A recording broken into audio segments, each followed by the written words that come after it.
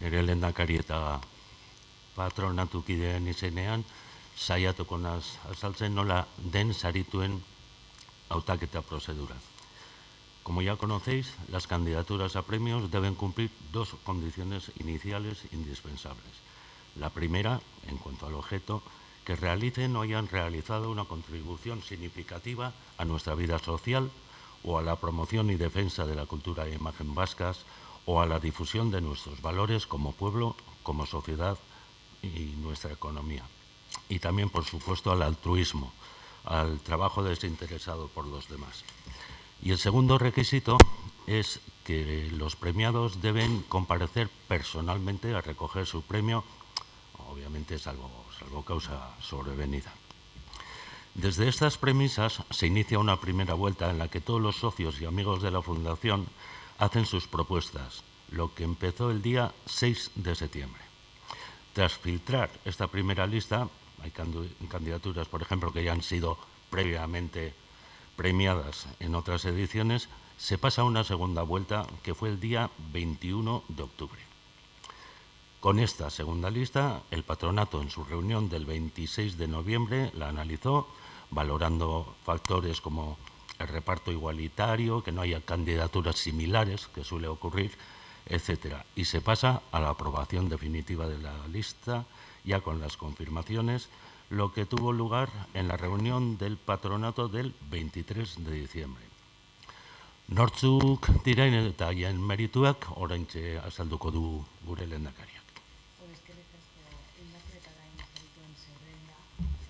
Orain sarituen zerrenda azalduko deutzuet.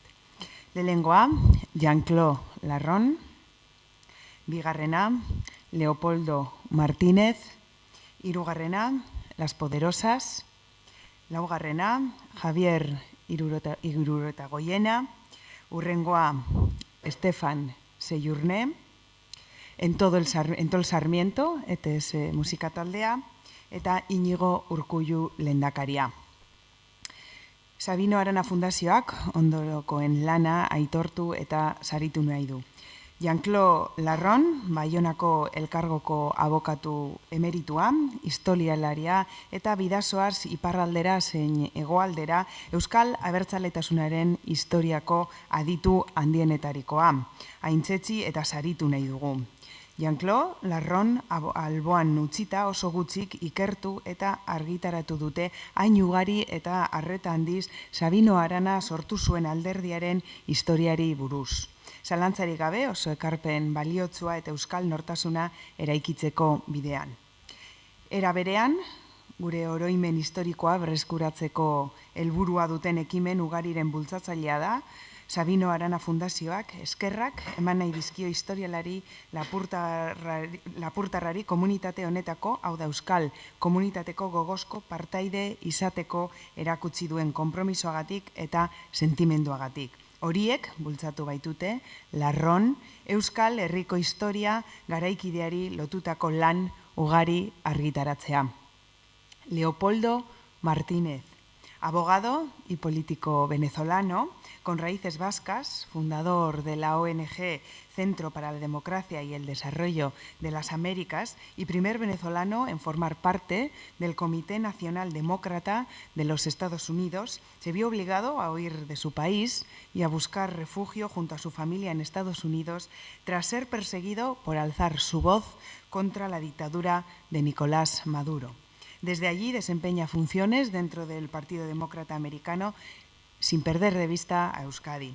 Ustedes han demostrado un sorprendente compromiso con las instituciones, con la Unión Europea y con el multilateralismo a escala mundial. Todo ello preservando y cultivando las muy poderosas y fabulosas raíces de la cultura vasca. Por todo ello miramos con mucho respeto a todo lo que ocurre en Euskadi. Defiende esto Leopoldo Martínez.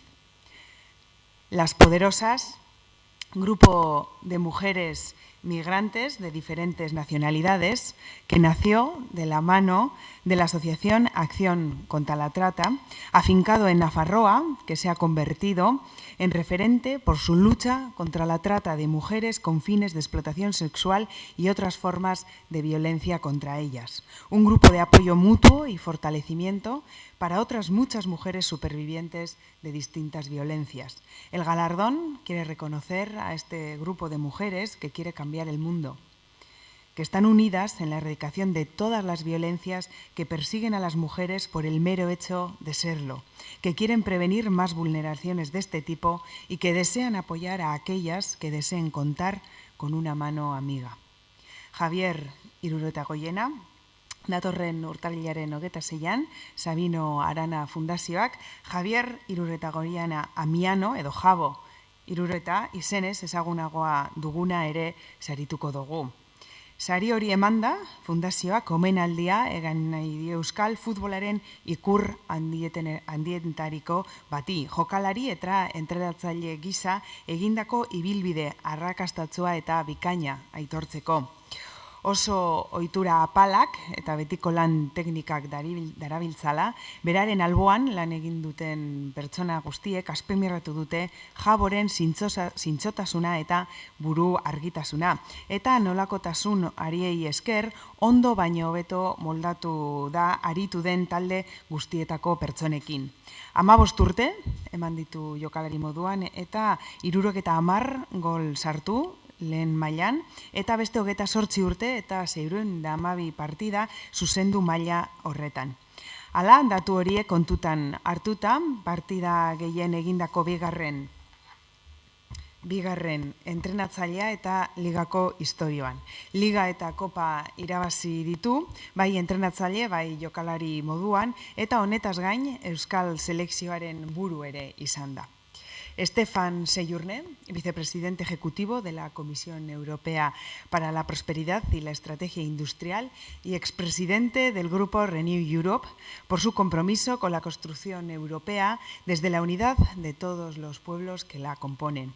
Su decidida apuesta por una Europa fuerte y unida que haga frente a desafíos cada vez más complejos como puede ser el cambio climático, la descarbonización y la reindustrialización, las tensiones geoestratégicas o geoeconómicas, la digitalización o la inteligencia artificial, pretende dar respuesta a los problemas que como comunidad nos preocupan.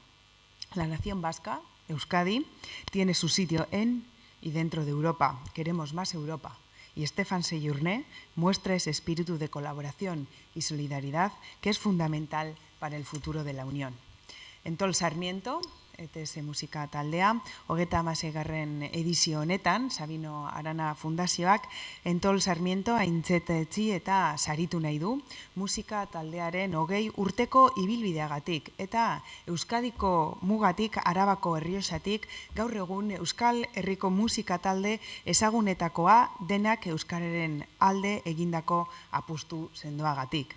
2 hamarkada hauetan, ETS-ek hasten, heltzen eta fikatzen jakin izan du gero eta entzule gehiagoren artean. Belaunaldi berriak horren erakusgarri bikaina dugula. 20 urteurrenaren kariaz, Barakaldoko beken, eman beharreko 3 kontzertuetarako sarrerak ordu gutxiren buruan agortu izanak, argi erakusten dugu ETS-ek esan nahi duen guztia. Eta azkenik, Inigo Urkullu lehendakaria, elkarrizketa, akordioak adosteko gaitasuna, autogobernua eta susperraldi ekonomikoa izan dira Inigo Urkullu lehendakariak Eusko Jaurlaritzan bete dituen 3 legegiltzan diren ardatz nagusiak.